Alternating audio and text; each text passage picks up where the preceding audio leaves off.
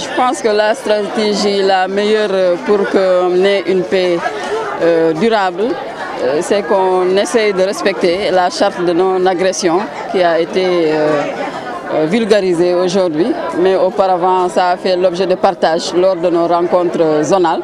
Si chacune des parties respecte vraiment les engagements qui ont été consignés dans ce document-là, je pense bien qu'on aura quand même une paix durable.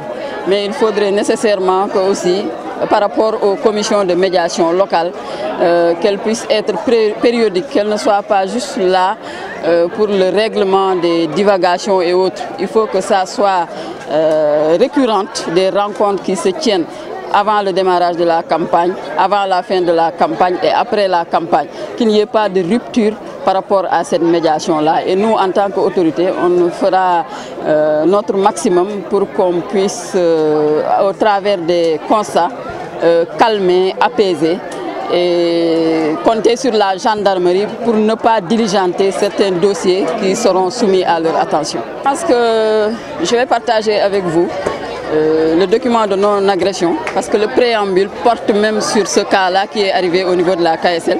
C'est dire que c'est ce qui nous a motivés à aller vers les acteurs pour qu'on puisse vraiment taire ces velléités-là qui sont nées d'une inimitié qui est récurrente et qui survient tout le temps quand on approche des récoltes. Mais je suis sûre que si chacun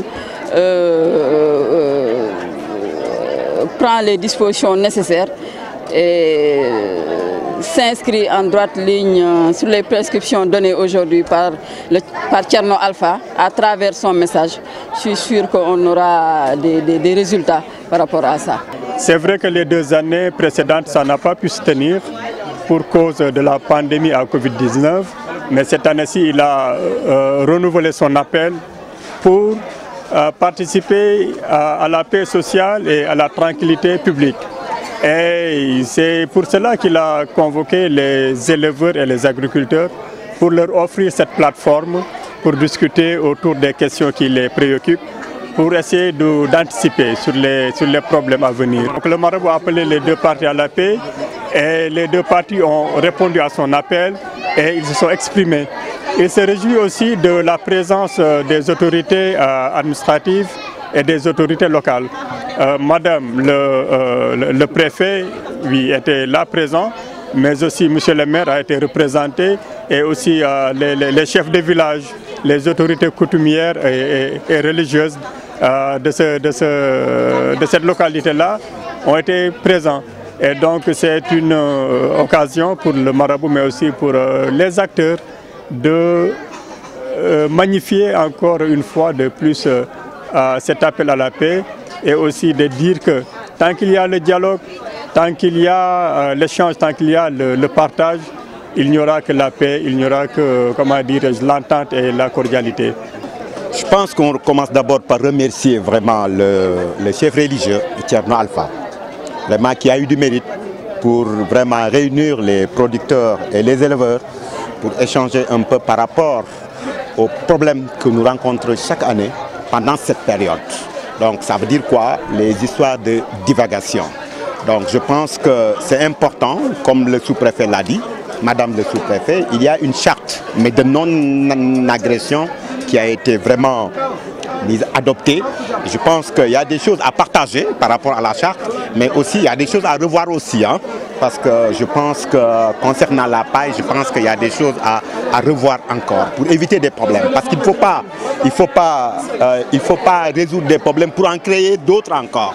Donc je pense que c'est important vraiment de partager encore cette charte et d'apporter vraiment des modifications par rapport à ça. Je pense qu'il faut un dialogue permanent. Il faut un dialogue permanent au début de la campagne, mais aussi au cours de la campagne, mais aussi en fin de campagne. Parce que c'est surtout en fin de campagne qu'on a des problèmes. Et je pense que pour qu'on puisse trouver des solutions définitives à la divagation, il faut obligatoirement qu'on trouve des solutions aux éleveurs. Il faut des zones de pâturage. Parce qu'en ce moment, il y a des problèmes. Pour trouver des zones de pâturage, c'est pourquoi eux, ils vont vers les exploitations agricoles. Pour qu'on puisse trouver des solutions durable, il faudrait trouver des zones de pâturage, créer des... Bon, il y a 4000 hectares qui ont été offerts par NIT, mais il faut créer, comme on a créé le ranch d'Oli, il faut créer le ranch NIT qui va essayer de résoudre le problème. Comme ça, en cette période, on va orienter tout le bétail vers le ranch. Comme ça, il y aura moins de difficultés entre producteurs et éleveurs. Je pense que c'est une solution qu'il faut adopter. Il faut aller vers ça. Mais entre-temps, il faudrait que les producteurs et les éleveurs sont des exploitants agricoles.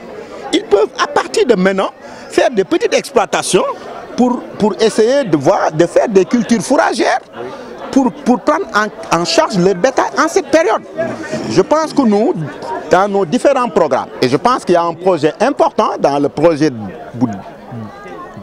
Delta, il y a un programme important de culture fourragère.